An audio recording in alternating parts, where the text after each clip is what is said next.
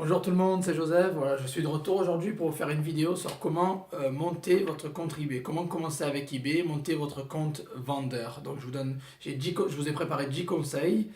Donc voilà, je vais commencer directement et c'est parti. Alors conseil numéro 1, pour monter votre compte eBay, il faut vous focaliser sur la réputation et la confiance. Alors quand vous créez un compte eBay, vous voyez, vous avez des réputations, des commentaires. Il y aura écrit au début, vous commencez avec zéro opinion client. Et c'est très important parce que pour un business qui va durer sur le long terme, viable, et que vous voulez vendre sur le long terme et créer une marque, etc., il faut avoir une confiance des clients, une réputation irréprochable. Alors il est très important d'avoir, dès le début, d'être irréprochable. Alors pour cela, je vous conseille d'acheter des objets pas chers, par exemple, pour votre consommation personnelle, des choses à peut-être 1,50 € ou 99 centimes, même de Chine, etc. Donc vous allez tous les vendeurs en général vous laissent une opinion ou un commentaire positif automatiquement. Donc ça va vous aider à monter votre réputation client. Et si vous faites du dropshipping comme je fais moi sur eBay, à partir d'eBay sur eBay, je vous conseille de passer vos propres commandes avec ce même compte. Comme ça vous permet d'avoir de plus en plus de commentaires. Et c'est comme ça que j'ai monté mon dernier compte en avril et j'ai déjà plus de 250 opinions clients en 2 mois. Donc ça marche très très bien. Donc je vous conseille déjà voilà, la réputation, la confiance. Pour que ces clients ont la confiance envers vous, il faut vraiment que vous ayez des commentaires. Au début, vous allez commencer bien évidemment avec zéro, mais si vous achetez pas mal de choses, même des choses vraiment pas chères, ça peut vraiment vous aider. Conseil numéro 2, vendre le plus possible. Alors même si vous allez peut-être perdre un peu d'argent, ou vendez des choses le plus possible. Alors eBay et PayPal marchent comme ça en fait. Au début, ils ne vous connaissent pas, vous allez ouvrir un compte, il va falloir que vous enregistrez un certain nombre de transactions pour que vous atteigniez un certain niveau de confiance avec eBay et PayPal. Alors donc, je vous conseille de vendre le plus possible. Vous achetez peut-être des choses à 99 centimes, ou des choses que vous trouvez dans un marché, ou dans une boutique tout à 1 euro, tout à 2 euros, et vous le mettez sur eBay pas cher. Je vous conseille de commencer des enchères à 99 centimes, livraison gratuite, même si vous perdez un peu d'argent, le plus important c'est de vendre. Voilà, et d'obtenir justement des commentaires clients. Le fait que les clients vont avoir vont tomber sur de bonnes affaires, ils vont payer pas cher, ils vont être contents, vous laissez des commentaires positifs. Donc ça va être très bénéfique et ça peut vraiment vous aider à monter votre compte plus facilement. Donc voilà, donc ce qui m'amène au conseil numéro 3. N'ayez pas peur de perdre au début un peu d'argent pour monter et grandir votre compte plus facilement et plus rapidement, quoi. Voilà, parce que ce qui est très important, c'est avec eBay et PayPal. Donc ça marche, c'est un peu une confiance mutuelle. Vous commencez un compte, vous êtes nouveau, c'est très logique. Ils ont été arnaqués plusieurs fois, ils ont perdu pas mal d'argent avec des personnes qui vendent et qui achètent jamais, qui envoient jamais les objets aux clients. Donc le plus important, c'est que vous vous focalisez sur donc la vente le plus possible. Vendez, même si vous perdez 1-2 euros, c'est pas grave pour le début, c'est important. Ça peut vous aider à vraiment augmenter votre compte beaucoup plus facilement. Donc conseil numéro 4, service client. Alors, le service client est très important, il faut que vous soyez pro. Moi, personnellement, je réponds entre 12 et 24 heures à tous mes clients. Je leur offre une solution, que ce soit un renvoi d'un objet s'il y a un problème, ou un remboursement partiel ou intégral, ça dépend. Donc, sous 24 heures que vous répondez à la personne, que vous offrez une solution, ne vous disputez pas avec un client, ça sert à rien. Au final, ils vous ont fait confiance, c'est eux qui ont le pouvoir sur vous. Bon, ils le savent, certains abusent, mais bon, en général, voilà, soyez courtois, offrez un service client professionnel, ne vous disputez pas. Si vous devez perdre 2-3 euros, c'est pas grave. Le plus important, c'est que vous ayez la satisfaction des clients et qu'ils vous laissent des revues positives au final. Voilà, parce qu'on peut faire d'une situation négative, on peut en la rendre positive, grâce au service client justement. Mais je ferai une vidéo dans le futur sur le service client entièrement. Conseil numéro 5, votre description, vos images et votre titre des annonces doivent être clairs et précis. N'émettez pas quelque chose pour vendre ou quoi que ce soit. Soyez précis le plus possible. Très clair et précis.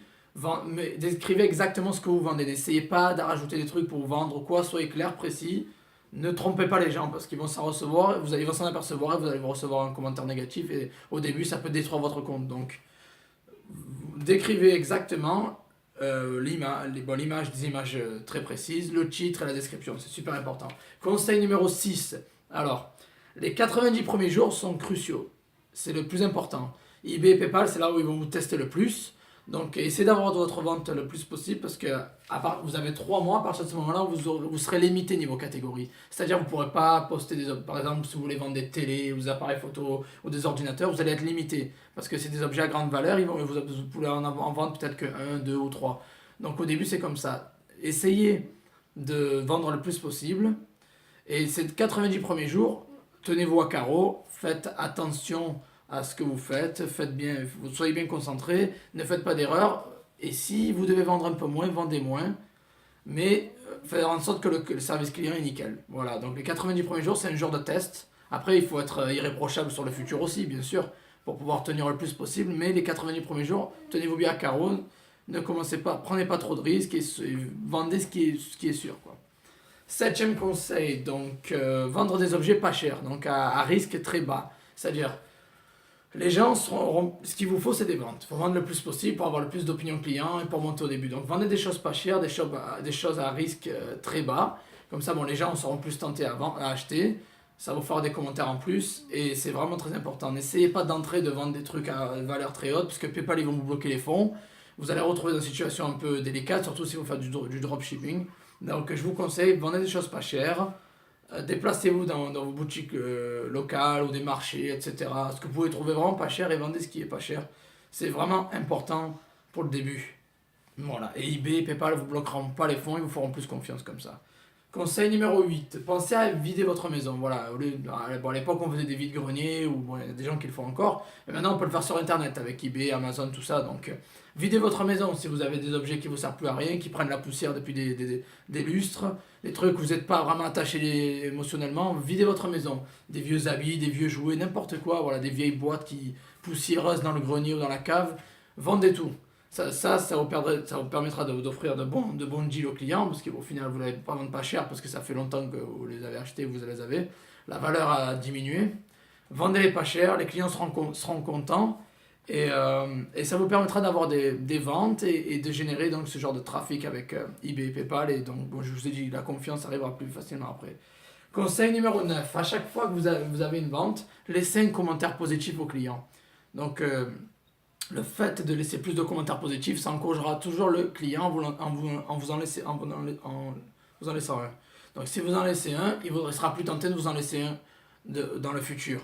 Donc laissez un commentaire, de préférence utilisez votre nom, votre marque ou une petite phrase rigolote pour que, bon, juste pour attirer l'attention, voilà, la curiosité du client. Donc vous écrivez un petit commentaire, un petit truc sympa, ça donne envie de cliquer dessus et voilà, ça peut vous faire une petite promotion, une petite publicité pour vos produits, quoi, votre boutique. Et conseil numéro 10, mettre en ligne des objets de marque, si vous pouvez, que vous pouvez trouver pas cher, pas loin de chez vous, ou n'importe où, quoi. Ou des objets à la mode, vraiment qui buzzent sur Instagram ou sur Facebook, tout ça. Donc, des objets qui sont vraiment à la mode, qui buzzent, c'est vraiment intéressant parce que les gens les cherchent et vous avez plus de chances de vendre. Surtout au début, quand vous êtes pas trop, personne ne vous connaît, vous n'avez pas trop d'expérience, il vaut mieux vendre des objets à la mode, des objets qui marchent. Donc voilà, des objets de marque, des objets qui buzzent. Voilà, donc bon, pas trop cher non plus, mais quelque chose qui se vend bien. Inspirez-vous des réseaux sociaux, d'Instagram, etc. Donc voilà, c'était mes 10 conseils. J'espère que ça vous a bien aidé. Si ça vous a bien aidé, veuillez aimer, commenter, partager et vous abonner à ma chaîne. Si vous avez des questions, écrivez-les dans les commentaires, je réponds à tout le monde, je suis assez disponible. Voilà, c'est tout pour aujourd'hui. Donc je vous souhaite une bonne journée et on se verra la prochaine fois, bientôt, quoi. Bye bye.